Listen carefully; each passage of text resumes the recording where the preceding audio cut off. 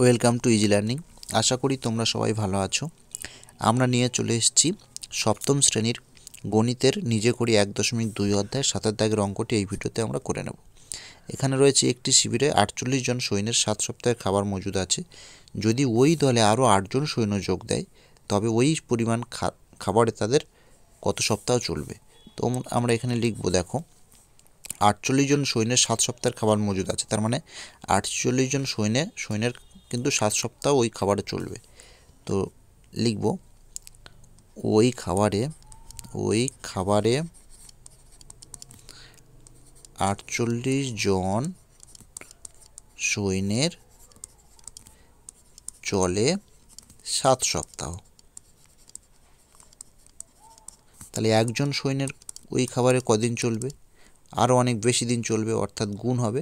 তাহলে এখানে 7 ছিল, থাকলো গুণ 48, এত সপ্তাহ চলবে একজন সৈন্যের। তো একজন সৈন্য তো এখানে থাকবে না, বলেছে যে আরও 8 জন সৈন্য যোগ দিয়েছে, তার মানে 48 জন সৈন্য ছিল, সেখানে আরও 8 যোগ দিয়েছে। তাহলে 48 8 56, তাহলে 56 জন সৈন্যের কদিন চলবে? তাহলে 56 জন সৈন্যের কিন্তু একজন সৈন্যের যতদিন চলে তার থেকে কম দিন চলবে। তাহলে কী করবো এখানে? কম দিন মানে 56 ভাগ হবে, অর্থাৎ নিচে বসবে।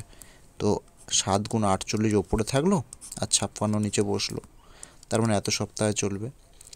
আর 7 8 56 কাটাকাটি করছি, আর 8 6 48, তার মানে আমাদের কদিন চলবে? 6 সপ্তাহ। তো লিখবো এখানে অতএব ওই পরিমাণ খাবারে তাদের 6 সপ্তাহ চলবে।